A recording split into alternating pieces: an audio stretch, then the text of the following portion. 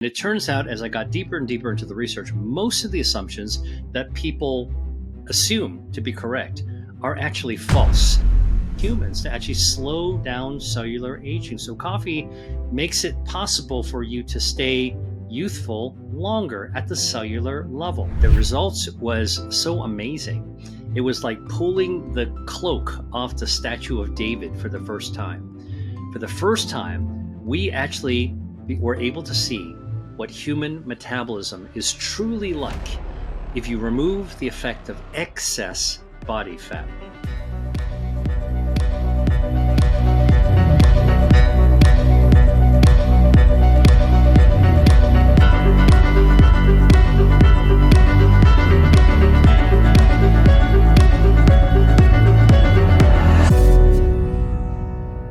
Welcome to Growth Minds. Whether it's your first time here or you've been here before, I'm curious to know what it is that brought you here.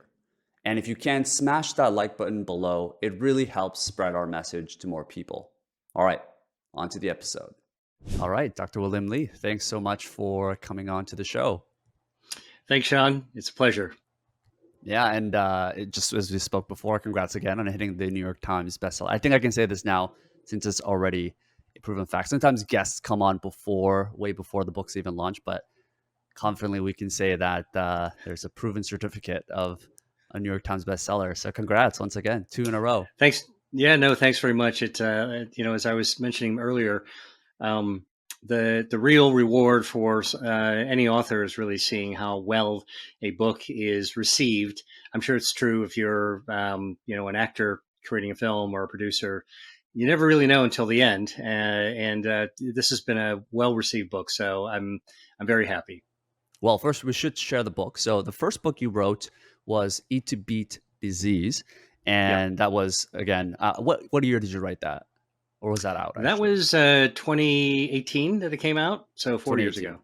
Okay, 4 years ago, and then now this one is Eat to Beat Diet, again another New York Times bestseller. So I'm curious to know, what was the reception? Was there any different reception that you've gotten from readers from this book versus the one 4 years ago?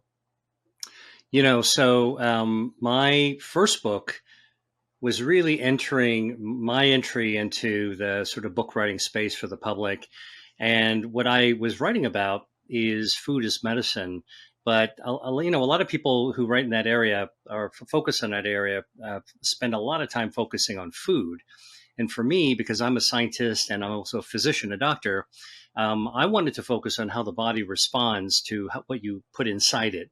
And that really, I find a really helpful way to understanding why certain foods are not so good for you, while other foods are really great for you. Now, I focus on what you can add to your body that is good for your health, that can actually elevate your health. And so my first book was, how do you elevate your health, specifically by helping you raise your shields against disease. So these are your body's health defense systems. There's 5 of them. These are all areas of my research: your circulation, your stem cells for regeneration, your gut health, your gut microbiome, your DNA, and your immunity. And what was really fun to write about my first book is these 5 health defense systems, most people don't know that much about. Even gut health 4 years ago was sort of more of a stretch for people. Now people have heard more about it, but I wrote it from the perspective of somebody who does the actual research and tried to explain, look, if this is actually, these systems are responsible for our health, why not actually amplify their task? And you can do this really by eating lots of delicious food. So in my first book, I wrote about more than 200 foods that will light up your health defenses. So think about, raise your shields. Now, there are lots of people who spend their time thinking about or criticizing foods or sort of brand bashing.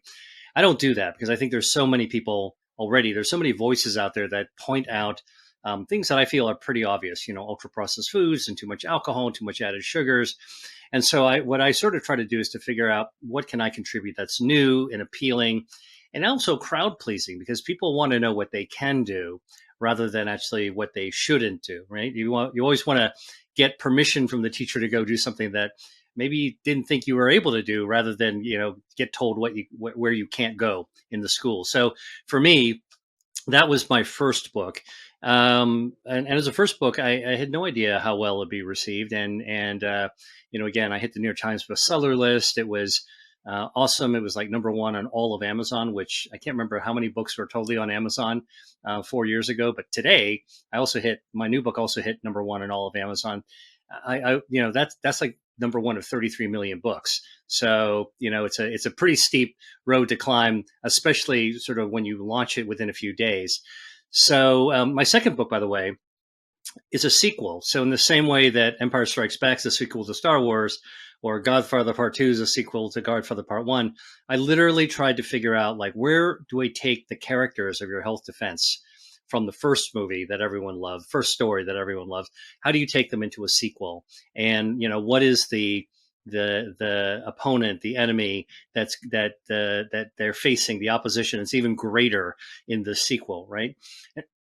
So those are some of the elements of actually writing a good sequel is a storytelling part. So for me, my research has gone from simply health defenses, which it's a big area to work on, but it's actually evolved into looking at metabolism, because all of our body's health defense systems, all of our shields, contribute to giving us a good metabolism. And metabolism, as it turns out from my research, is something that a lot of us, myself included, have a lot of assumptions about. And it turns out, as I got deeper and deeper into the research, most of the assumptions that people assume to be correct are actually false. And so what I do in my second book is really take the sledgehammer of science, and myth bust, and just bash like all the things that we think are true. People are like, oh, we're born with a fast or a slow metabolism. That's why some of us have to struggle with food and weight and others don't. Is that right? That's what a lot of people think that. Can we go through Totally some of false. these, actually, some of the most Oh, popular misconceptions that people have about yeah. this? Yeah. Well, so my second book is really, by the way, so my second book is titled Eat to Beat Your Diet, but it's actually a trick title because it's not a diet book. It's an anti-diet book. And the whole point is talking about sharing with the reader what is the new science of the metabolism telling us about our bodies that we didn't know before, that actually is good news, not bad news, right? Because when it comes to metabolism, normally we associate with weight gain and body fat and deprivation, and now I got to go on a diet and I can't eat. So what I wanted to do is upend all of that and turn it on its head, and basically say, all right, what are we learning that can turn the false facts about metabolism into truths? And then how do we use that information to be able to rediscover the joy of eating again, so we don't have to fear our food? So I can jump in anywhere you want to go to start off. Yeah, we can start with the idea that people have this misconception of thinking they have a fast metabolism or slow metabolism. I'm generally on the opposite end, where I've grown up having a fast metabolism, so I'm trying to gain weight, and for me, this psychological barrier of having a very difficult time is something I'm struggling with. I would imagine most people have the problem of slow metabolism, of weight gain, and it seems like what you're saying is that's not necessarily true. So can you elaborate a Yeah. little bit more on that? Well, first of all, let's just talk about what metabolism is, because if you go onto the internet and search the definition, they'll actually give you the scientific textbook definition of metabolism, which is pretty complicated. It's the net sum of chemical reactions, blah, blah, blah. And most people are not scientists like me, or maybe most people don't have a science background to even put that into context. But I have a much simpler way that I think everyone can get behind and relate to. Metabolism is, simply put, how our body takes the energy from the food that we eat and uses it to power the engine of our body to go do whatever it is that we want to or need to actually do. It's very similar to if you drive a car that uses, the gasoline, petrol. You're sitting in a car, you've got an engine, you've got fuel, you've got gasoline, but you don't think about the process of how that car gets the fuel from the fuel tank over to the engine to power it, right? The only time you think about that process is when you look at the gas gauge and your fuel is running low. And then what are you going to do? You're going to pull over to the filling station, take the nozzle, put it into the gas tank, fill it right up, and then put it back, and then drive off. And that's the only time you really think about your fuel, right? Now, That's really how our body works as well. Our body has an engine; it runs off, it needs fuel. Now we don't get our fuel from a pump; we get it from food. So, and we don't actually have a visible gauge, in our on our body's dashboard that we can stare at, and it goes towards E for empty. But we do actually have sensors inside our body that tell us, you know what, our fuel's running low. Time to do something, fill up the tank. When our body's fuel is low, we do pull over, but we don't pull over to the filling station. We pull over to the dinner table or the pantry or the refrigerator or go to a restaurant to go eat something, right? So that's really, simply put, the kind of the system of energy and how we actually perform with it. And then the details get really interesting. So let's talk about this whole myth, though, about fast or slow metabolism, because many people start off thinking about fast or slow metabolism as adults at some level of adulthood, right? So if you're lean and slim, like somebody might have told you, man, you need to gain some weight. You're real skinny. You should work on that. Eat some more, right? And if on the other hand of the spectrum, if you're actually somebody who has a larger body size and you might be overweight or you might even be obese, just by looking in the mirror, like every single day, you're thinking, oh man, I got to lose some of this weight, right? So this is where we start as adults thinking about body fat and weight gain. Usually it's societal, it's environmental. Somebody has actually put that frame, put those Google glasses on us to teach us what we should be thinking about. But it turns out that's not true. Our metabolism is really a hardwired system that we're born with, and it's like an operating system in your laptop. So if you, Sean, and I went out to our respective computer stores from wherever we are right now and bought the same model of computer, all right, we took it out of the box, plugged it in the wall, booted it up, and started working on it. The operating system that's in that laptop would work exactly the same way. Out of the box, your laptop and my laptop is hardwired to work exactly the same way. And that is exactly the case with our metabolism. It makes sense, right? Because think about it. All humans are born, the kidneys work mostly the same way. They make pee. The heart pumps, works mostly the same way to keep us alive. Our brains mostly work the same way. Eyes, nose, ears, largely the same way, or lungs.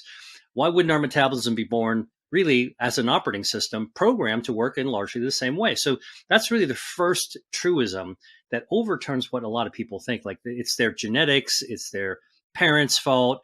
No, this is actually out of the box, our hardwiring. So the reason that that's empowering is because it means that we all have the ability to be able to take actions that allow us to tap into that inner operating system. So that's one of the myths that was out there. And I'll tell you basically, by the way, how we figured this out. This is based on research that's less than 2 years old. All right, 2001, August, when this research study was published, that upended and changed everything that we thought we knew about human metabolism. So there's a researcher named Herman Ponzer who's out of Duke. Okay, and he got together with 90 research colleagues. 90. It's a big research study from 20 different countries around the world, from every continent. And they studied 6,000 people to look at their metabolism, and they studied them exactly the same way. Here's what they did. They gave them all a drink of water, okay? And the water, which is H2O, right? I mean, everyone knows that water is H2O. H is hydrogen, O is oxygen. What the researchers were able to do is they were able to tweak the hydrogen and tweak the oxygen, tweak the H and tweak the O. So when you drank the water, your metabolism worked on those atoms, and you can measure what the metabolism from your breath, from a blood test, and also from your urine, because you can see what it did to the atoms. All right. So that's basically how this research was done. But the most amazing thing is who they studied in these 6,000 people from 20 countries, because they studied people that were 2 days old, newborns, all the way to people who were 90 plus years old. So they studied the entire human lifespan to figure out what their metabolism is. Now, here's what's interesting. When they first looked at the results, what they found was the metabolism was all over the map. Everyone had a different metabolism, just like you would have thought. Okay. However, we now live in a computational age where we can actually write software, write code to crunch huge amounts of data. and sort of adjust to have a deeper analysis of data. So what they actually did in this particular research study is they applied an algorithm to the results of every single person of this 6,000 person study, and they were able to correct in each person's metabolism result. They were able to remove the effect on the metabolism of excess body fat. So they knew how big these people were, how tall they were, how heavy they were, and they could adjust. They're like, oh, you know what, Sean, you're a little under, okay, so we're going to adjust, and if you have a little over, we're going to adjust that, and we're going to actually find out if you kind of right size the amount of body fat within reason of what you're supposed to have, what your metabolism, your corrected metabolism should be. Okay, now remember I told you the initial results were all over the map, but when they applied this algorithm, okay, what they did, the results was so amazing. It was like pulling the cloak off the statue of David for the first time. For the first time, we actually were able to see what human metabolism is truly like if you remove the effect of excess body fat. I'm going to come back to that in a second, but here's how it goes. All humans from birth to death, okay, if you get to your 90s, go through only 4 phases of metabolism. Only 4. All right. And they're the same 4 that every single person's operating system is hardwired to go through. This is a jaw dropper. Okay. So here's the first phase. From 0 to 1 year old, your metabolism shoots off like a rocket. It's in fact, it shoots to 50% higher than what your metabolism is going to be as an adult. So babies are very, very warm creatures, right? Okay. They might be sleeping a lot, but they're really warm. And they're also full of energy when they're awake. All right. So that's the metabolism phase of stage 1, phase 1. Second phase is from age 1 to age 20, cutting right through teenage years, right? Now, it turns out when you look at a teenager, teenagers are eating 2 dinners, 3 dinners, they're bouncing off the wall, full of energy, and they're sprouting up. They're getting taller and taller and taller, right? Or bigger and bigger if they're actually working out. Okay. And so you would assume, given the amount of energy they have, their metabolism must be going through the roof, right? Wrong. It turns out that during teenage years, adolescence, metabolism in the second phase is going down, down, down, down, down to adult levels. All right. And then phase 3 is the mic drop moment. Okay. They found from 20 years old. So remember, 0 to 1 is phase 1, 1 to 20 is phase 2. Phase 3 is 20 to 60. And here is the big surprise. From 20 to 60, the operating system of your metabolism is designed to be rock stable. It's not designed to change. It doesn't automatically decrease when you hit middle age. That's what everybody assumes. When you get your 40s or 50s, your shape is going to change. You're going to gain weight. You're going to have problems with body fat. That's what every single middle-aged person dreads and struggles with, both physically and emotionally. Okay. And it leads to all kinds of behavior changes for that as well. It turns out that if you follow your metabolism, 20 and 60 is supposed to be the same. And what that means is that 60 can be the new 20 if you follow your metabolism. Now, obviously, people wind up having trouble with weight and their shape changes when they're going between 20 and 60. And I'm going to explain that in 1 second. All right. But then that's the third phase, a big surprise. Fourth phase of human metabolism from 60 to 90. Okay. Your metabolism does change, does go down a little bit, only 17% between 60 and 90 years old. That means that if you're lucky enough to live to 90, your metabolism is going to be less than 20% down from what it was when you were 60 or 20. All right. So if you think about that, Sean, just how profound that revelation actually is. It actually means that this is how we're hardwired out of the box. This is how we're going to perform.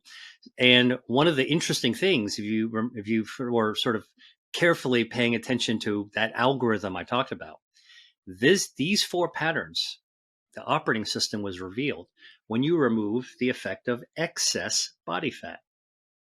What this means is when you throw the effect of excess body fat back into the system, guess what happens? You suppress your metabolism. So here's another myth. One of the myths is that if you have a slow metabolism, it causes you to gain fat and gain weight. Wrong. It's that gaining fat and gaining weight slows your metabolism. It's completely the opposite.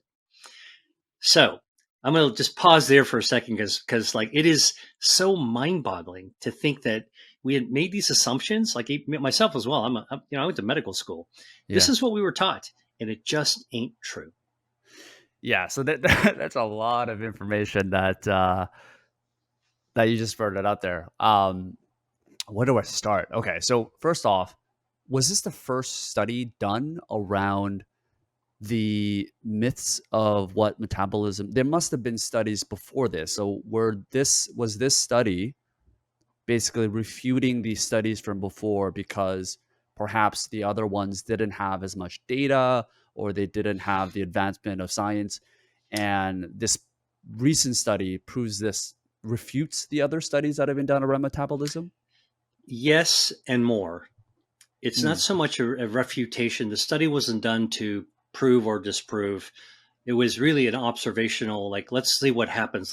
The purpose of the study was to define human metabolism over the course of a lifetime. That really hadn't been done before. Okay. And what they wanted to do that made this unique is capture newborns all the way to the very tail end of life, 90 plus years old. The other thing they wanted to do was to throw all humans into the hopper. Okay. They had people from Africa, from Australia, from Asia, from Europe, from the North America, South America. They threw everybody in because, every population has their own genetics. They have their own foods. They have their own lifestyles. All these other factors that historically, like if you only study a small group of people in Rio de Janeiro, those results, you could say, well, yeah, okay, maybe that's true for a small group of people in Rio, but I live in Sydney, Australia, or wherever you're going to live. You might say, well, how does that apply to me? This was really designed to say, let's throw everyone into the hopper and see what happens over the course of a lifetime. And the other thing that was unique about this study is they all studied everybody the same way, from the newborn to the elderly person. And most studies, they can patch together small segments of populations. We're studying people from 12 to 15 years old, or we're studying people from 45 to 65. This is the entire gamut done exactly the same way. So it's one of those rare research studies that required global collaboration. And then, of course, the technology today was actually able to bring us insights that we didn't have before. And that's that algorithm that crunched the data. I mean, like today, if we had this study today, we'd actually use, chat GPT to go back in there and train it to mine even more information. sure. So are you saying that from a genetics perspective, all of us have the same metabolism roughly, and the majority of what determines our weight and the fat that we gain is from external stimuli like foods we eat, the environment that we grew up in? It's not the genetics that we've gotten from our parents, our great grandparents, and we're all roughly equal the same.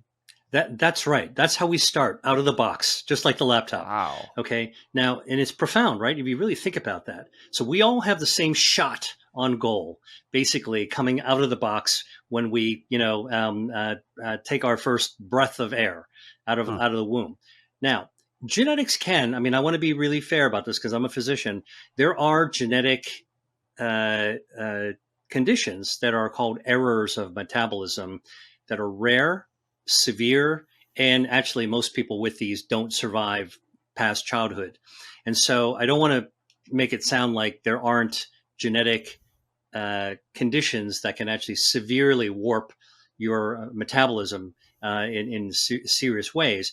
But for the most part, people are actually born the same way. Now, we know that among the factors, you call them external factors. Yes, absolutely. But there's also internal factors that can be affected by external factors. So, for example, our circulation, one of our health defense systems. I work in the field of angiogenesis, blood vessel, genesis, how our blood vessel grows. That's our circulation. It turns out these are the highways and byways that deliver oxygen and nutrients and the fuel that we use to power our metabolism to every single organ in the body.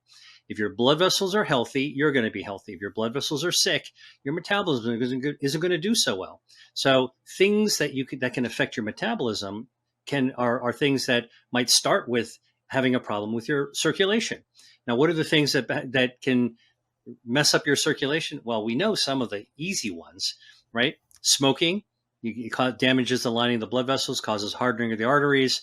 Too much salt, hypertension over the course of. So you can kind of see some external factors damage the internal factors, which then impact on that operating system. Mm.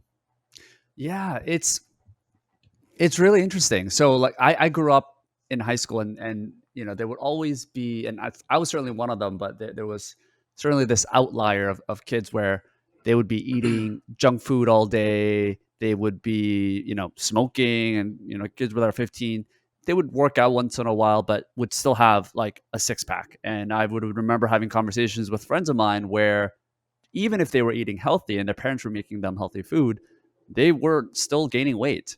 So how do you explain from those ages of people that have incredibly different diets, if we are still born with relatively similar metabolisms, the differences of what impacts their weights when they're eating such vastly different diets?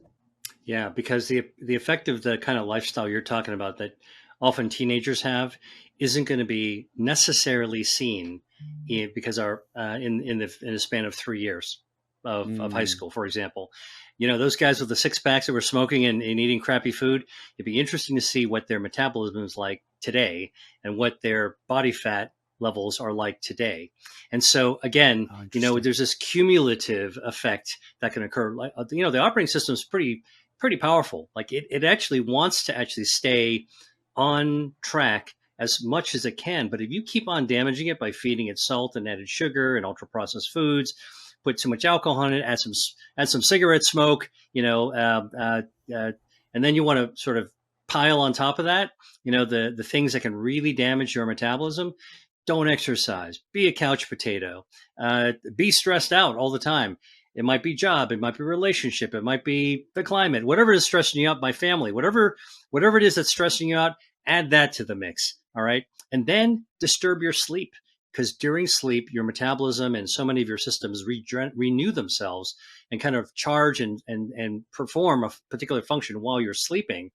Mess up your sleep, have a lot of stress, don't exercise, eat crappy food. You know, a couple of years of that, you're especially when you're younger, you're not going to have a problem. Your hardwiring, your operating system is going to actually get you through most of that. Do that for half a decade, and I guarantee you, it's like, remember using this analogy of a car. You pull your car over to the filling station, all right, and you put the lowest quality fuel into the gas tank. Just pick the lowest one, all right. You fill it up, it'll run fine for a couple of drives. Okay, now don't take care of the oil in the engine. All right, now don't get it serviced. Now leave it outdoors and don't let the body rust. And you can kind of see this is actually what happens to the operating system. As good as it is, as well constructed as it is, if we don't take care of our machine inside and out, eventually it's going to actually start to break down. So when you actually see these metabolism patterns, basically the separation of the curves start happening in adulthood, because then we actually have a lifetime of habits that actually are starting to become manifest. But the other thing that happens during the middle age, right? So 20 to 60, everyone knows that, everyone knows someone, let's say, who's mid 45, 50, and suddenly their body shape starts to change. And so the question, big question is, well, like, what happens, right? Well, one possible explanation is sort of this lifetime of habits maybe catching up with you. And I think to some extent, we all grew up, in the late 20th century, which part of the legacy of that is actually living with a lot of artificial, industrialized, stuff, both that we fed ourselves, we lived around, not necessarily so good for us. So, when you take a look at this epidemic of obesity that's happening, some of it is going to be the legacy of human innovation from the mid 20th century onwards. We're living with we're living the battle scars of what we thought was actually super technology to make our lives better. Now, the second thing though is that when we hit middle age, 40s and 50s, it also is the point where life happens. All right. So when I say life happens, you've got kids at 40 or 50, and now you're worried about how your kids are doing and what course they're taking and what their behavior. All right. What grades they're going to, where college you're going to. And then you actually have, when you're 40, 50, you're at a level of employment where you might be worrying about your job. Is your job stable or not stable? You're worried about your economics. Oh, you got a house. Now you got like tuition payments, and now you got a car payments. Oh man, like, and the economy is crappy. You're stressed out. You got relationship issues with your spouse, with your neighbors, with your boss. All these things converge, and what I call life happens. When you're stressed, you don't sleep well. When you don't sleep well, your brain accumulates toxins. I don't know if you know this, but when you get good quality REM sleep, that where you're dreaming, okay, that's good quality sleep. You should try to get 8 hours of it every day if you can. There is a sewer system in our brains called the glymphatic system. These sewer systems, there's like the sewer systems of Paris. You don't see them. You walk around the streets of Paris. It's a beautiful tourist city. Okay. But there's this enormous network. And the sewers of Paris that are in our brains are closed during the day, and they open at night 300 times larger than they were during the day. And Wow. what they do is they drain the toxins that accumulated in our brain from the day before. You don't get a good night's sleep, the sewer system's not draining. You know what happens? That you're accumulating the toxins, which is why, by the way, that when you pull an all-nighter, like, I don't know if you did it in college or, at a party or Sure. traveling, you have jet lag, you always feel brain fog the next day. All Mm. right. This is actually the toxins that you're dealing with. When you get those toxins in the brain, guarantee you are more likely to make a not so good choice when it comes to food. And you're Mm. probably not going to be exercising or being as physically active as well. So you can kind of see in middle age, these convergent forces of life itself kind of conspire to actually have us lead us towards behaviors that actually cause us to gain body fat. And remember, I told you in that experiment, it's adding body fat into the hardwiring slows down your metabolism. So you gain weight, and then your metabolism slows. It's really just the opposite interpretation. So this is where the fallacy of people thinking that when they're entering their 30s or 40s, that their metabolism slows down, and no matter what they do, that they're going to be gaining weight or not being healthy. Anything they do basically is going to be in effect like a much higher impact on the weight that they gain. And a lot of that is what you're saying is because, well, for most people, they have that body fat that's been accumulated and the stressors that's been through 30, 40 years versus someone that was 13 or 14, they haven't had all that time. So it's more resilient, would you say, in some ways, like the metabolism? Or is Yeah, it just, yeah. I mean, I think that's resilience is part of it. And by Mm. the way, the good news part of this, what we're talking about, is that it's your metabolism, your body size and your body fat is not your genetic fate. We're all out of the box with the same operating system. It's extra body fat that slows down our metabolism. So as a part of getting to your next level of health, no matter where you are, you can actually achieve a better metabolism by fighting extra harmful body fat. Now, how do you do this? There are ways of choosing the right food. It's sort of like what you eat, how you eat, and when you eat are within the food sector, which is what I write about in Eat to Beat Your Diet. Those things will allow your body to do all the heavy lifting for you, and you can make good choices where you're not depriving yourself. You're actually adding to your life from a food perspective. And I want to just sort of frame it right up front.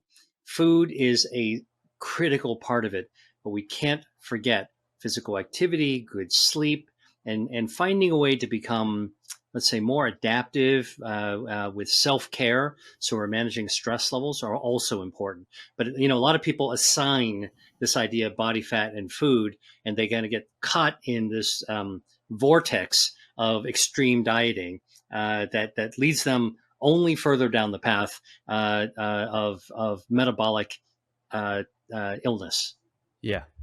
Can we just go actually rewind a little bit? One of the things I'm really fascinated about is how our ancestors used to eat versus how our modern diet is based on. We actually had Dr. David Perlmutter on, and one of his books has these two pie charts where he has a breakdown between carbs, protein, and fat of what our ancestors used to eat versus us. And our ancestors' diet, it claims, was around like 70 to 75% fat. versus our current diets are somewhere around like 60% carbs. The majority of that, the fat and the carbs have just been swapped over, and it's only like 20% of fat versus 75% of fat that's in our current diet. So we're talking a lot about excess fat, but what do you think is the, I guess, the impact of that in our health from this complete shift of fat that we've consumed from our ancestors versus carbs? Yeah, let's address that directly, but I want to actually make one key point to anyone watching or listening to this. You eat fat, and there's energy in fat that actually will be metabolized. And if you're eating fat, you'll eventually gain some fat as well. All right. If you eat carbs, carbs are basically sugar molecules that are stitched together, kind of like a rug. Okay, and your body metabolism breaks apart the sugars and digests it, uses it for energy as part of metabolism. And anything that's not immediately needed for your energy, your metabolism is going to take stuff from carbs and store it into fat. Okay. And so at the end of the day, there is a final common pathway. And this is actually just how the body actually works. So, I too have acknowledged and heard that, the eating patterns of our ancestors are different than how we eat today. And, I think that it's a good point to make. I don't think we really truly know how our quote remote ancestors ate. People talk about the paleo diet, and they ate mostly X and Y. And now here's probably people become very polemical about it. They become very strident about saying, I know this is how caveman or cavewoman actually ate. Actually, the truth is we don't really know how people in the Paleolithic era ate. We can assume that, it was harder to find uh, uh, uh, animal protein. Okay, we can assume that they foraged and looked for nuts and berries and seeds and leaves and greens and stuff like that, but we don't really know. And we make a lot of assumptions, just like with metabolism, about how it must have been. But I think we're still trying to figure out exactly what people actually ate back then. I will tell you what people ate. What is true, by the way, there's some surprises there too. Um, what I think is so fascinating as we dig deeper into the remote recesses of history, before recorded history, we're actually finding in burial pits and in caves that there was not one type of human that lived that walked the earth, but there were probably four, maybe even five different types of humans that walked around the earth at the exact same time. We were one of them. Our direct ancestors were one of them. But you know what? It's now believed that our ancestors killed and ate everything and ate the other humans. All right. So Are you talking again, about like Homo sapiens, us versus yeah, Neanderthals, versus and and right? there were these little tiny little humans that were like the little hobbits that also walked around. They find them in cooking pits. Okay, they find their bones in cooking pits from our people, our kind, and they find knife marks and carving, and they've been broken and sucked out.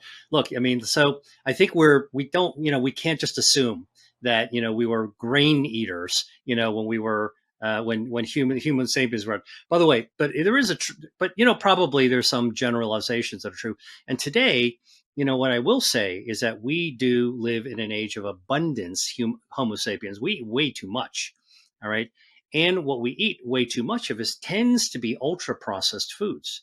All right, and so eating a lot of ultra processed foods that contain artificial chemicals, artificial sweeteners, artificial coloring, all those things do actually affect our health defenses and also affect our metabolism, that all work against our health. So back to this idea about, if let's play with this idea that we had different dietary patterns in the remote past compared to today. I would say true, we probably eat too many carbs in an age of abundance. Too many carbs will let you get stored as excess fat. Excess fat will slow down our metabolism, and gaining that extra fat causes inflammation, disrupts our hormones that fat produces, leads to a domino effect of other bodily processes. Shields go down, diseases set in, and we're just much more vulnerable today to the diseases of aging that we actually see. Go back way back when to Paleolithic era, or people are eating, I mean, I honestly don't know how often we would have been able to find abundant fat to eat. When we found it, we probably ate a lot of it, Yeah. because it Where was would the what was fat come around. from actually back in the day?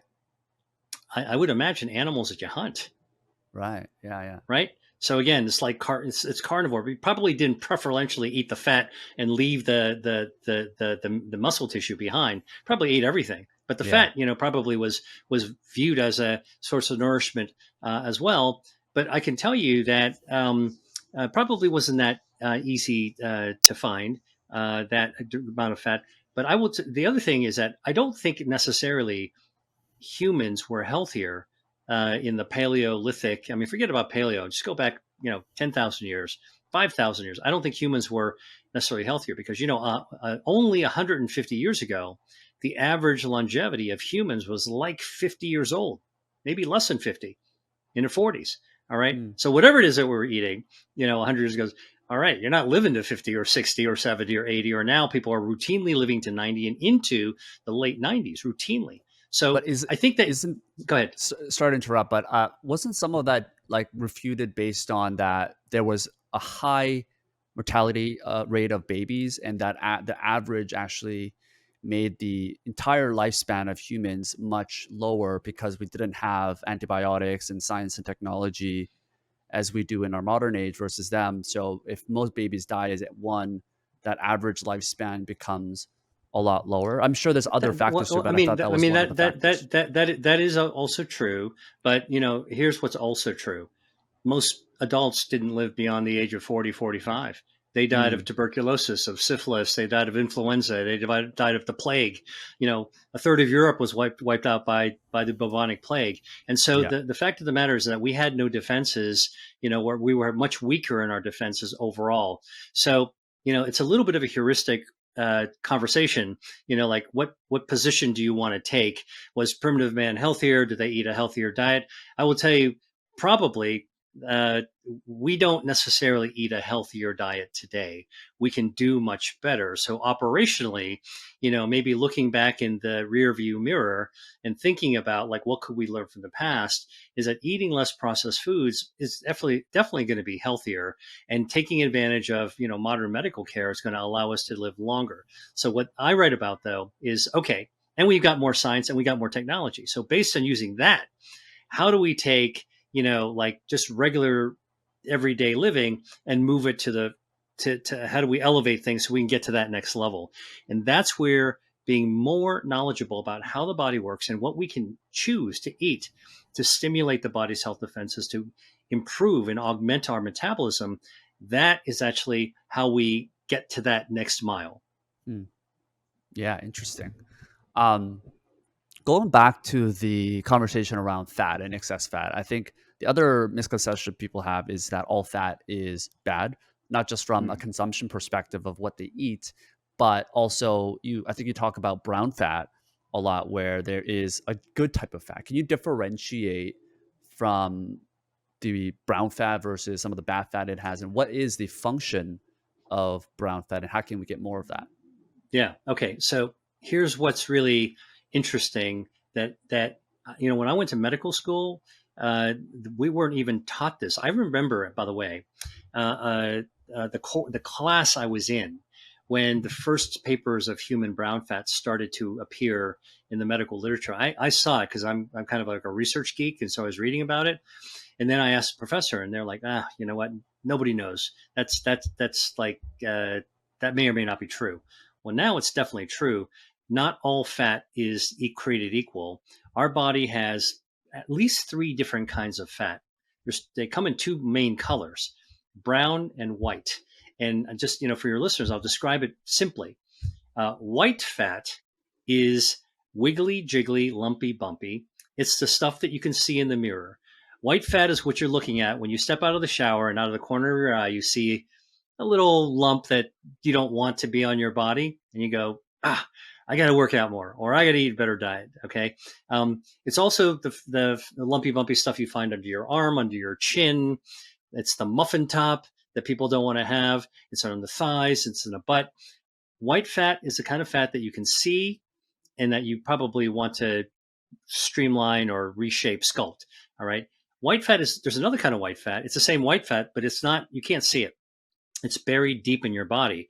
It's white fat that's found in the tube of your body, and it is packed inside the tube of your body like a poster inside a poster tube. All right. And that kind of white fat is called visceral fat.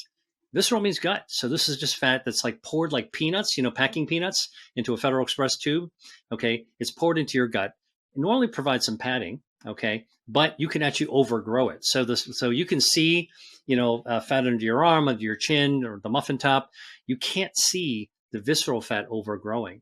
All right. So the visceral fat that overgrows in the tube of your body is very, very dangerous, because that fat coalesces, congeals together, and it basically it acts like a baseball glove that wraps around your organs and starts to choke your organs and becomes highly inflamed. All right. So, by the way, you can be a very, very thin person, okay, and you don't weigh so much, or you can be a big person, and you can have a lot of this dangerous visceral fat, inflammatory fat packed inside your body. All right. So body size doesn't give it all away. You can be thin and also have deadly amounts of extra white fat. All right. So wiggly jiggly, lumpy bumpy, you can either see it or it's buried deep in your body, harmful stuff, or you want to body sculpt it. Okay. Now that's one color of fat. The other kind of fat is brown. All right. And brown fat is not lumpy bumpy. In fact, it's wafer thin. It's like a piece of paper, and it's not under the skin. You can't see it. In fact, it's close to the bone. So brown fat is like wallpaper, plastered deep against the muscles of your neck. All right. Close to the bone. It's around your neck, under your breastbone, a little bit under your arms, kind of like the girdle, like a bra, a little bit in your belly. All right. And they do different things. Okay. White fat is the fuel tank that stores the fuel that you eat from your food. It's like the fuel tank of your car. All right. You need some of it because you need fuel. You have too much of it, you got a problem. All right. Like we talked about that already earlier.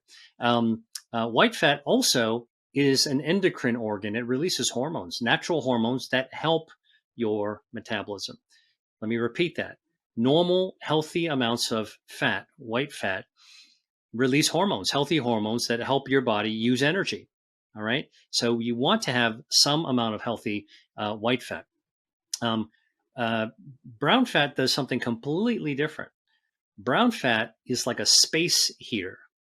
All right. Like in a college dorm room, the space heater, it's a small little thing. You crank it up and you can take a freezing room and warm it up so you can do your homework. All right. So the thing about the brown fat is that there's a way of triggering brown fat to turn on. If you're in a really, really cold environment, okay, you're outside, you're not wearing a jacket, okay, you'll shiver, your muscles will shiver in order to create heat, but your brown fat will also turn on. And the way it turns on, it's like the range top of a gas stove, like you're going to boil some water. And what do you do in a gas stove, right? You go up there, you turn a dial, click, click, click, click, whoosh, the flame goes up. Now you can boil water, cook a can of soup, all right? So that's what brown fat does. It's basically stimulated. Cold temperature is one way to do it. Click, click, click, whoosh. Now, that fuel that it takes to create that flame on the stovetop comes from the gas in your house, okay? Gas from the street. The fuel from brown fat, when it goes whoosh to cold temperatures, it draws that fuel from your harmful white fat. So brown fat, when it is ignited, will burn down the extra energy and the fuel tanks of your harmful white fat. Good fat, brown fat will fight harmful fat, white fat, if it's excessive. Now, cold temperatures will do it. So you've heard about cold plunges, things like that. Like that's what people are doing, cold immersion. That's one way of activating brown fat.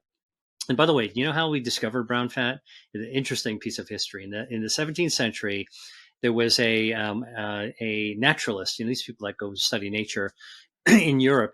His name was Conrad Gessner, and he was collecting animals in the mountains of Central Europe. And he collected this thing called a marmot. Kind of looks like a groundhog, a squirrel, hibernates. And, back then, you could do stuff you don't need to do anymore because we can scan the animals. But back then they would dissect the animals in the lab and look for what's inside it. And what they found in the marmot when it was hibernating was this little brown thing that was between its shoulder blades, and he couldn't define it. He didn't know what it was for. All right. But he knew it was in every single hibernating animal. And later on, they also found lots of things that hibernating bats and squirrels and other animals all had this brownish little thing. Okay, they thought it was a kind of they called it a hibernoma because it was all found in hibernating animals. It wasn't until the early 1900s where we started to have the microscopes, the scientific cataloging of what the tissues look like, that somebody at UCLA, a researcher there, looked at this mound of brown stuff in an animal and said, you know what, that's actually fat. And the reason it's brown that we know is because this kind of fat has a lot of a little tiny organelle. It's kind of like a nuclear powered battery inside the cell called a mitochondria. Now, when I was in med school, we had to memorize everything. I used to call it mitochondria, because this little tiny organelle in a cell actually ignites and creates energy. That's how brown fat actually works. It's got lots of these little batteries, nuclear batteries packed in it.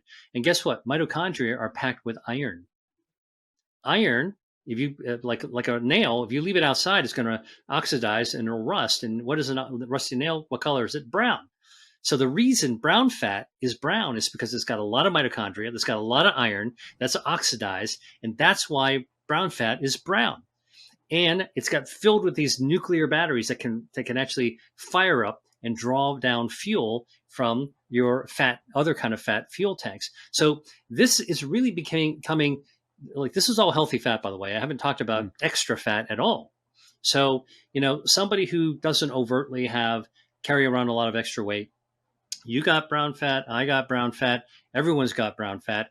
And it wasn't until we developed scanning technology that could actually show the metabolism firing up with brown fat. This was probably 20 years ago. We started to actually a little bit more than 10 years ago. We started to figure out how to use the technology to find it. That's how we know. And in my book, I published pictures. I got permission from the researchers that actually did the first work to show exactly where the brown fat is. So if you're curious of seeing brown fat on a picture of a human, like a scanning of a human, you can actually take a look at my book. I got special permission to show. I think it's really cool. I didn't even know where it was actually displaced. So cold temperatures will activate your brown fat, but so will eating certain foods.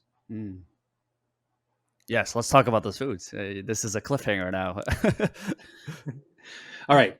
So first, before we go into the foods, I want to actually tell you one more thing about metabolism that I think people will find really interesting. And it makes a lot of sense. And it connects to, this fad that we hear about with intermittent fasting, right? Which everyone's heard of one way or another. It's hard to ignore intermittent fasting.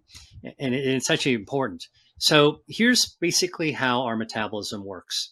And again, I'm trying to demystify and try to make something complicated as simple as possible for people to relate to. So our metabolism fires up whenever we're actually eating food. Like, it knows what to do. It's hardwired. It's a part of our program, operating system. You see a piece of food, you put it in your mouth. What is your body's natural reaction? Well, you have an organ called the pancreas, which actually creates hormones. One of the hormones it creates is insulin. Now, most people have heard of insulin. Insulin is actually made by your pancreas whenever there's food, because insulin draws the energy from the food you ate into your cell, right? So basically what happens is that when you've got good insulin, you've got good energy. Now, if you don't actually have enough insulin, okay, that's like what happens in type 1 diabetes. Man, like you can't draw your energy in. You're always weak. You need to get injections of insulin to be able to draw that energy in. But normally insulin works just fine, and you draw the energy into the body. And then anything extra that you don't need immediately, your body, your metabolism will store while you're eating, will store it into your fuel tanks. What are your fuel tanks? Fat cells, adipocytes. All right. So you eat a meal and you don't overeat, and you're basically going to get all the energy you need. Fuel tank said, your body's fuel tank says empty. You're going to eat something. I feel better now. I've got some food, right? That's how we feel. Anything extra from that meal is going to get stored into the fat. Now, when you have food and your insulin is up, your body focuses on storing that fuel. Give me some. Let me store it away. When you don't eat, your insulin goes down. And when your insulin goes down, your metabolism switches gears and says, all right, we're not storing anymore. Now we're burning. So when we're not eating, our metabolism is able to burn fuel. That's actually how we manage extra body fat, burning fuel. Now, the fuel that's burned is not only going to be from your last meal, it's also going to be from the meal before, it's going to be from the weekend, it might be from the holidays. So you can kind of see if you repeatedly overeat, you're just going to have a ton. You're going to be like a fuel powerhouse in your body, meaning your fat cells are going to be stocked with a lot of fuel. It's going to take a long time to burn that down. Now, when you're not eating, it's something called fasting, right? That's basically the definition of fasting. When are we not eating naturally? We're not eating when we're sleeping. So when we're sleeping, we're actually fasting. In fact, when we wake up in the morning, the first meal we have is breakfast, break, fast. All right. And so here's what happens. Remember, I told you when you're not eating, your insulin's low. When your insulin's low, your metabolism switches gear to burning fat. So our body will do the work of burning extra fat from our fuel tanks while we're sleeping. And the longer we're actually able to not eat, the longer we fast, the more fuel we're actually going to burn. This is why intermittent fasting actually works. But intermittent fasting isn't just like a robotic program you got to follow. We do it every single day when we sleep. All right. So here's one thing that people need to know.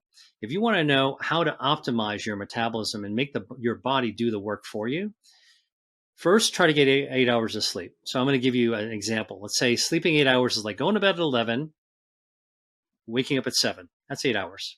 Okay.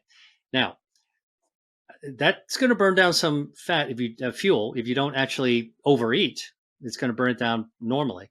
Okay. Most people overeat because we live in an age of abundance. But here's one way to actually burn a little bit more so you can up your metabolism. Okay. And this is something a lot of people don't do. Let's say that you eat dinner at 7 o'clock the night before and you're done with dinner like at 8 o'clock and you put your dishes away at 8 o'clock. Now, if you this is what I do. When I put my dishes away, I'm done eating. I'm not going to eat again until the next day. I'm putting the dishes away. No more dishes, no more food. I don't snack, no midnight snacking, no noshing. I don't put a bowl of something in front of me while I'm watching TV. All right. And so let's say you put your dishes away at 8 o'clock, go to bed at 11, 3 hours. 3 hours of fat burning, okay, time. Let's do the math. Add it on to the 8 hours of sleeping. 3 plus 8 is 11 hours. And then when I get up in the morning, by the way, I don't do what my mom taught me to do when I was a kid. I mean, I don't know if your mom did this, but hurry up and get up, eat breakfast, get on the school bus, get to school so you're not late. All right. Most of us grew up that pattern. So as adults, we still instinctively feel that when we get up, we got to go eat some breakfast right away, no matter where we are. Actually, that's not true. We don't need to eat right away, and nor do we need to eat a lot. Okay, as adults, here's what I do. I get up in the morning. I take my time getting ready, take a shower, I get dressed. I might go for a walk. I might go check my email. I might go read the paper or catch up on the news. I usually wait about an hour before I eat anything after the time I get up. Now, let's figure this out. If I put my dishes away at 8, I go to bed at 11, I got 3 hours, add 8 hours, 3 plus 8 is 11, and now I get an extra hour. That brings me to 12 hours of fat burning, fuel burning time that my body is doing all by itself without having to work out, without ever going on a diet, without doing anything intense. Okay. Just by being mindful of sort of when I'm eating and also not overeating. So how I'm eating. So I'm setting the stage for this because a lot of people snack at night. And a lot of people still stick with that pattern of actually eating a big breakfast when they get up because they were told that was the most important meal of the day. And they eat a lot of fatty things in the breakfast. They drink a lot of juice with a lot of added sugars. And a lot of people don't get good quality sleep, right? So they're sleeping only 5 hours or 4 hours or staying up late. All these factors, again, we talked about this at the very beginning, Sean. It was like all these factors conspire to actually derail your metabolism. So having said all that, it's possible to just sort of do a little tweaking of your life to figure out how to actually get your body to do a lot of its work by itself and don't overeat. Then we go when you're eating, how do you actually burn down extra fuel? how do you get a little more juice out of this? Yeah. Okay. And One that's thing, what you can Dr. find. William, Yeah. we talked about intermittent fasting. Well, would 12 hours count as intermittent fasting? From what I've seen Mm. and heard about, I watched like this YouTube guy, Dr. Eric Berg, and he talks about like the importance of having like 14 hours as a minimum to get the doses of what intermittent fasting provides. What are your thoughts on these? Right. Okay. So the classic protocol of intermittent fasting is 16-8. 16 hours of fasting, 8 hours of eating. Those are your windows that you would fast or eat. And this is published research. People practice according to that. And you know what? It's doable, and you're going to lose weight if you do that because you're not eating for 18 hours. Your metabolism is going to be burning down that fuel for 18 hours, and you put all your eating into 8 hours. So it does work. There's a problem with intermittent fasting that way. The 16-8 protocol is that for most people, it's kind of difficult to actually fit in, to fitting in eating to 8 hours. Like it just doesn't quite work in human society and most people's busy lives. All right. If you're hardcore and you want to like go for it and you can do it, go for it. But for most people, it's not practical to live for a long time that way. And for me, if you want to do something that is good for you in a sustainable way, that's actually the best, something that you can kind of get behind and move. So it turns out that fasting for 12 hours, like I just described, um, isn't hard to do. Most people can do what I just said. Okay, don't eat breakfast for an hour after you get up. Don't eat anything after you put the dishes away. That's simple, easy guidelines. And you can fit it into most everyone's schedule. So it's more doable than eating for only 8 hours and fasting for 16. The other thing is that you're able to keep it up for a longer period of time. All right. So you can actually, yeah, I can do that. I can do that. I do that way every day, like week after week. That's how I live my life. I don't think I could actually keep up 16-8 for a long period of time. What happens when you fall off the wagon, like any extreme diet? What do you start to do? You start to like go crazy and kind of go to the other extreme. And so that is one of the reasons why extreme dieting of any sort, whether it's intermittent fasting or not, basically causes rebound. All right. Now, here's the deal with the what I told you, 12 and 12 and 16 and 8. This has been studied in a lab and it's been studied in humans. If you fast for 12 hours, like I said, you'll actually lose weight. You'll burn fuel. You'll shrink your waist circumference. It works. If you're able to muscle it and go for 16 hours, guess what? It's going to be a little bit better for you. Probably about 20% better. You're going to lose a little more weight. Your waist circumference shrink a little bit better. Okay, your whatever energetics you're tweaking are going to be a little bit better, but you might not be able to maintain it. All right, so 12 and 12 work. 16 and 8 work a little bit better. Now, here's something that I think I found so fascinating as a researcher, okay, and as a communicator in kind of the food and health space. You know where that 16 and 8 came from? Any idea? Like whoever came up with 16 and 8? Like why not 17 and Yeah, it's a good question. 6, Yeah, right? I have no idea. 17 to 7. Okay. Turns out 16 and 8 came from an animal research study involving mice. All right. And it was a graduate student, a postdoc, that was actually doing the research where I believe it was a she, had to actually keep the mice from eating for 16 hours and then had to feed them for 8 hours. This is like 24 hours a day doing a research study. And then basically when it's fasting time, I had to pick out all the food, make sure the mice weren't hiding food in the cheeks of the mice, kind of like I'd poke the mice to make sure they're not storing anything away, pick out all the food out of the cage. All right. It's backbreaking work. This individual had a significant other who didn't like her in the lab the whole time. So they had a deal. If you're going to do this experiment, you're only going to be able to be in that lab feeding them for 8 hours. Then you're coming home and we're going to have a social life. That's Interesting. actually how the 16 and 8 got developed. It was an artifact of a relationship deal. And it kind of matches the 8-hour workday that most people have from 8 Exactly. to 4. Yeah. Or like, yeah. Exactly. Right. Huh. You want to have work-life balance. And yet that now has propagated into this sort of like this mantra. If it ain't 16, it ain't going to work. You don't have enough of, and this is really why, I find it so important to be able to give people the sense that, the intermittent fasting works. You want to do 16 and 8, there's a reason why it's 16 and 8, and it does work really well, but it's not necessarily reasonable to do. And if you do 12 and 12, it also works. It Right. It's doesn't not work black and quite white, as you're well, saying. but yeah, Mm, exactly. But you can actually maintain it. And to me, being able to maintain something over the long haul is going to serve you better. yeah. And that's a great point that people should make, because I think people think like, oh, I didn't do exactly 16 hours. I didn't, people use apps these days, right? So there's a countdown, you know what? And when someone doesn't hit their goal, they decide that everything that they've done before and in the future actions that they're going to do are irrelevant. So it's this like black and white goal people have, but they don't, I guess people need to understand that. And I'm the same way. Before we go into the foods that increase the brown fat, what about autophagy? Is that a black and white circumstance when it comes to fasting, where you need to fast a certain amount to hit autophagy? And maybe we can explain what autophagy means when it comes to fasting in our body. Yeah. Okay. First of all, so I'm a scientist. Like, this is like my wheelhouse. So Yeah, yeah. let's just break down this phrase, or this word, autophagy. First, how do you spell it? It's AUTO, like auto, phagy, PHAGY, and auto means self, and phagy means eat. And so autophagy is really just a natural, what our bodies naturally do to renew ourselves. Our immune cells will eat up the dead and dying debris of our older selves. I mean, like, look, we're made of 40 million cells.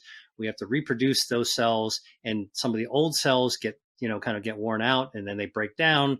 Got to clean it all up. All right. And if you have a lot of old and worn up cells hanging around, not good. Like, that kind of builds up, and you just have a weaker physiology. Your whole system is weaker. So the idea of autophagy is not new. It's not a biohacking kind of like a solution. It's what our body naturally does. And yes, it is true that when you're actually fasting, your body is able to switch to cleanup mode, right? So it's actually burning fuel. It's also cleaning up. Autophagy is just something it does all the time. It does a little bit more when you're actually sleeping and not eating. I mean, sleeping is really the best time for autophagy to actually work. It's part of that renewal system when you get a good night's sleep. I feel much better in the morning. Man, I'm glad I got a great night's sleep. You feel better overall because the toxins got drained from your brain, your gut health recharged, your immune system got rebuilt, your metabolism burned off some fuel, and some of those dead and dying cells got cleared out by autophagy. That's what it actually is. There is no trigger, there's no switch that says if you don't do this, you won't have autophagy. We can't stop autophagy, actually. All right. And so I sort of think this is a very real process in the body that we need to keep us alive. But there's no magic hack we can do to make more autophagy happen like a toggle switch.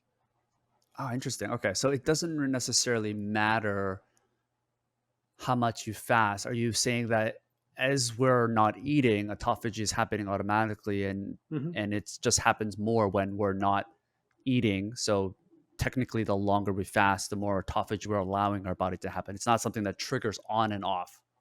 You know what? It actually it will actually enhance the amount. The more you fast, it will actually enhance autophagy. I mean, like, look, if you were thrown onto a desert island, okay, with no food, you would actually be fasting.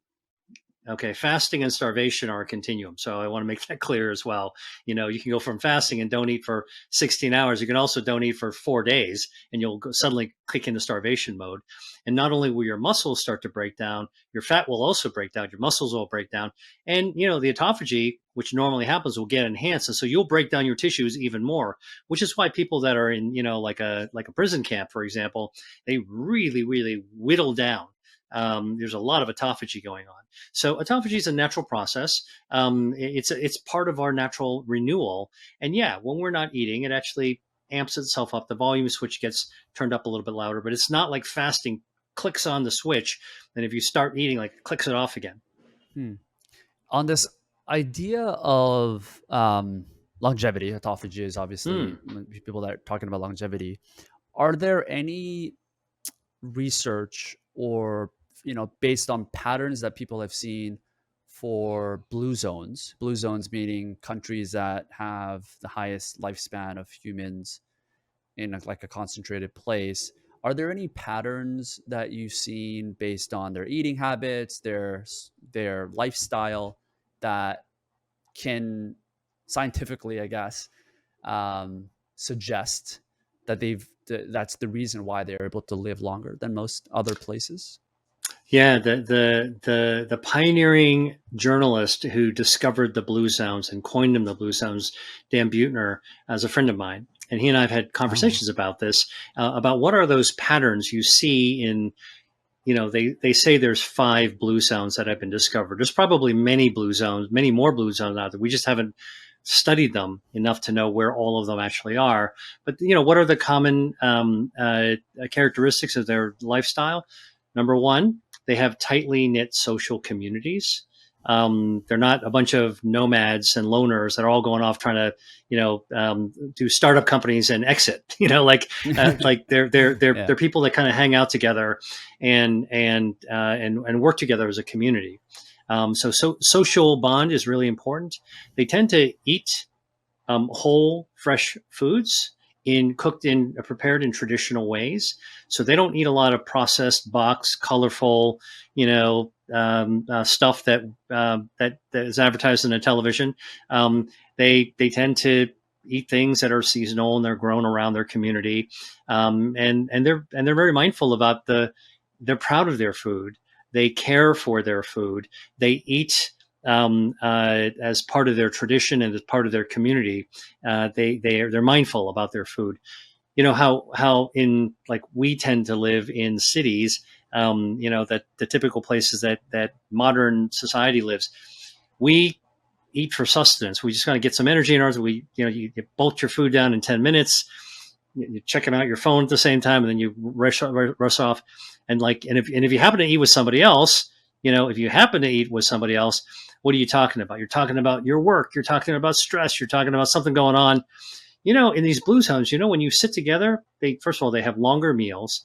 They have families and friends sit together. They could even cook together. So this communal aspect. They're very mindful about their food. And you know what they talk about? They talk about their food. Hmm. Man, this is so delicious. Wow. Where did you get that great beans? Or my mom used to cook it this way. How did your mom used to cook it? That's actually the conversation. By the way, I did a gap year before I went to medical school. I lived in Italy and I lived in Greece. When I Hmm. was the guest in the families of traditional Italians and Greeks in the Mediterranean, all right, and we sat down communally with family and friends and we ate our food. They enjoyed their food and they talked about their food. That's the center of the conversation during their meal. You talk about mindful eating. They live to eat. They don't eat to live.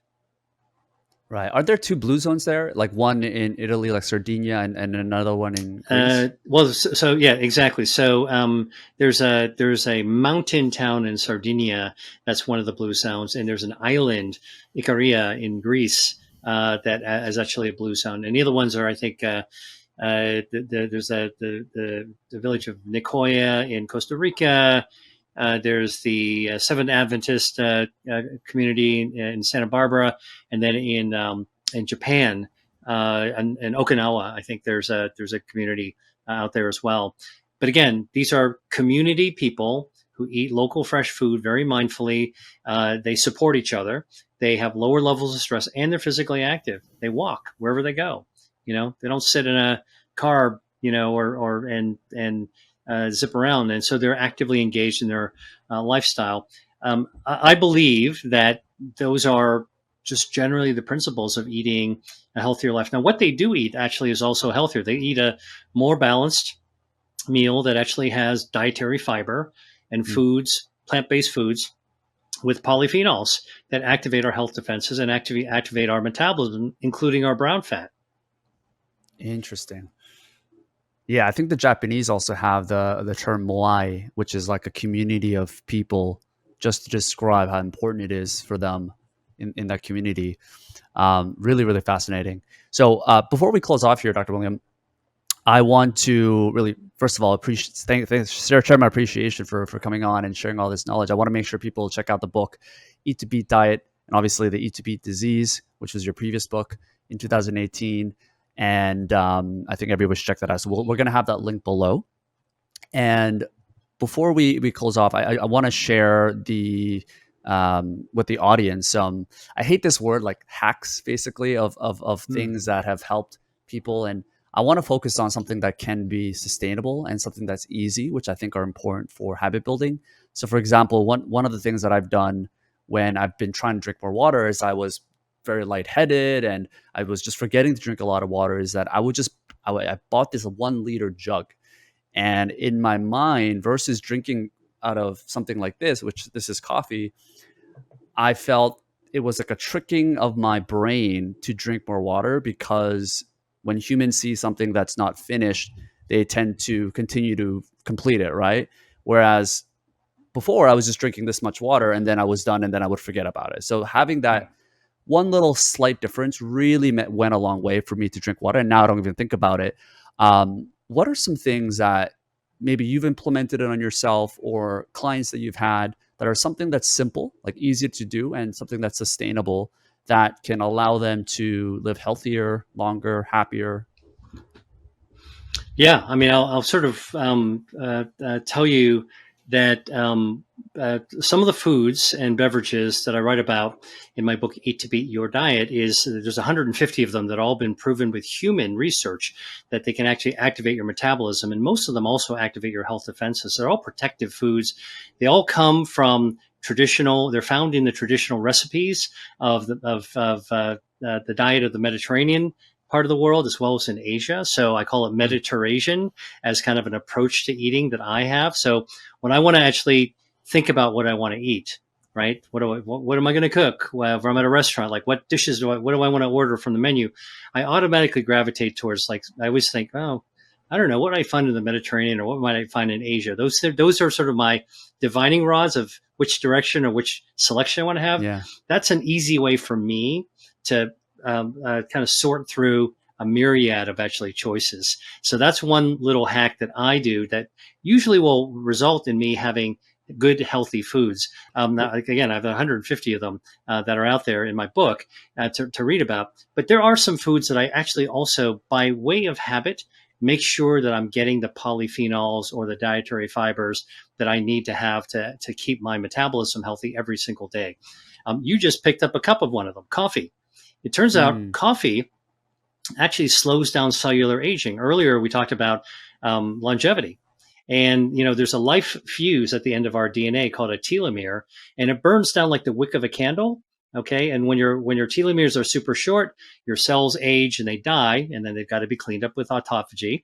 All right. And so what we want, the name of the game really to live longer and better, is to really slow down the burn of your wick in your life. I call it the life fuse. Coffee has been shown in humans to actually slow down cellular aging. So coffee makes it possible for you to stay youthful longer at the cellular level. Now, here's the thing. It's the polyphenols in the coffee that actually do it. All right. What are the polyphenols? Well, I study food as medicine, so we actually know this. One of them is called chlorogenic acid. All right. Now, how should you have your coffee? Should you get it pumpkin flavored with froth and whipped cream in the top? No. And the reason is because when you actually put cow dairy in your coffee, dairy is fat, right? So it's milk fat. And what fat does is it forms little tiny soap bubbles in liquid. Okay, it's not soap like you can wash your hands, but it's just chemically when you put fat. If you ever like put butter in a cup of water, it'll actually separate, or oil in water, it'll separate and start to associate in different ways. They form little tiny soap bubbles. And what happens when you put dairy into a cup of coffee, and this is just a little thing to remember, the dairy soap bubble will trap the chlorogenic acid. All right, the bioactive that actually helps your cells age more slowly and activates your metabolism. And so when you drink your coffee, the bubble protected chlorogenic acid will go right down through your stomach and roll down beyond where you're going to absorb it. So you'll absorb some polyphenol, but you won't absorb as much. You'll probably lose at least 30% of it if you have coffee with cream or milk, or half and half. So much better to have coffee black, like the Italians do, by the way, or the Greeks, or the Mediterraneans. So coffee is that. But if, let's say, you don't like coffee, tea is actually also really good. Now, traditionally, people used to say, oh, you got to drink green tea. But it turns out matcha is really good, which is a kind of green tea. Regular green tea is good. Chinese or Japanese green tea is all really good. But people used to say black tea, it's oxidized, doesn't have any of the polyphenols. Wrong. Turns out black tea also has polyphenols, and it's been studied in humans and in the lab that black tea also has many metabolism benefits and immune and stem cell benefits that help you regenerate your tissues from the inside out. That's black tea. And then if you want to go way to the other extreme of tea, there's a kind of Chinese tea called pu-erh tea, spelled Pu''erh. It's a digestive, smoky, really, really dark fermented tea. In Asia, they drink a pu'er tea after a meal because it actually helps to cut grease and fat, and it's just a nice end of the meal. You don't have a lot of it, a little bit. It's a probiotic tea. The fermentation of that tea has its own healthy gut bacteria that you can actually drink. Also good for your health. So tea is good. Again, Yeah. don't put dairy in it because the dairy will create those little soap bubbles and you won't absorb the polyphenols. Coffee and tea are things that I drink all day, every single day, Just to in linger addition on to that water. point, Mm. matcha powder is something I've been testing out, and instead of drinking it with tea, I just put it in my like morning smoothie that I put in with Oh, yeah. protein powder and all that stuff. Is that Yeah. okay as well? Is that just as effective as drinking green tea? Absolutely. Okay. Absolutely. So a lot of people don't know what matcha is other than it's a green powder. Matcha tea is basically tea leaves. Now, tea leaves would be in a tea bag that you dunk. All right. You see the leaves in a bag, or sometimes in Asia, they put a free floating tea leaves, loose tea leaves in a cup. All right. Matcha is regular tea that 28 days before it's picked, they put a shade over it, so protected from sunshine. And those 28 days of growing in the shade force the tea plant to create even more antioxidants, more polyphenols. So matcha tea leaves are loaded, much more packed with potent polyphenols because they've been shaded. Now they pick the tea, they cut the stem out, and then they take the entire leaf and turn it into powder. All right. So regular tea in a bag or even loose leaf tea, you're not eating the tea leaves. Matcha tea, you are actually consuming the entire tea leaf that's been powdered. So that's why, and it already has more polyphenols. So you get a lot more out of it. It doesn't matter if you put it in hot water or cold water or a smoothie or plain water.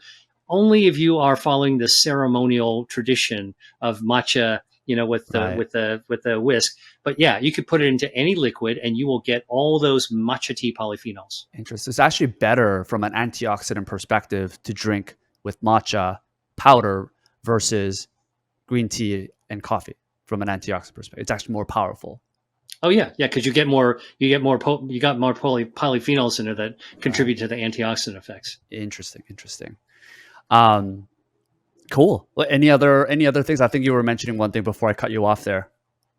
Oh well, so I was just going to say we talked about how and when I eat, sort of during the day. Another thing that I think is a little life hack, like not waiting an hour before I eat a breakfast in the morning, putting the dishes away and not eating, trying to get my 8 hours of sleep to clear the toxins out of my brain and get my metabolism switched on.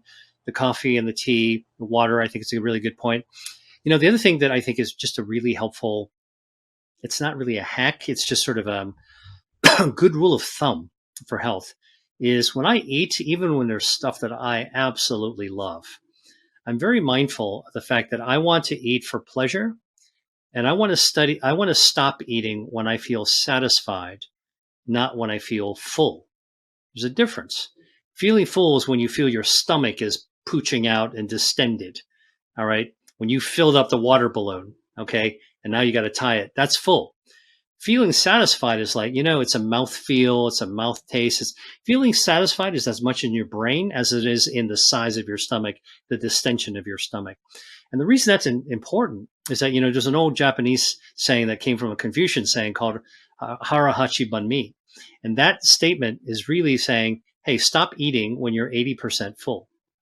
That's a good rule of thumb. What I try to do as well is when you stop eating before you're full, 80% of the way. So what I say is that I like to only eat things that give me joy and pleasure. All right. I'll skip a meal actually if I don't have anything that I really enjoy. How dare I do that? Well, you know what?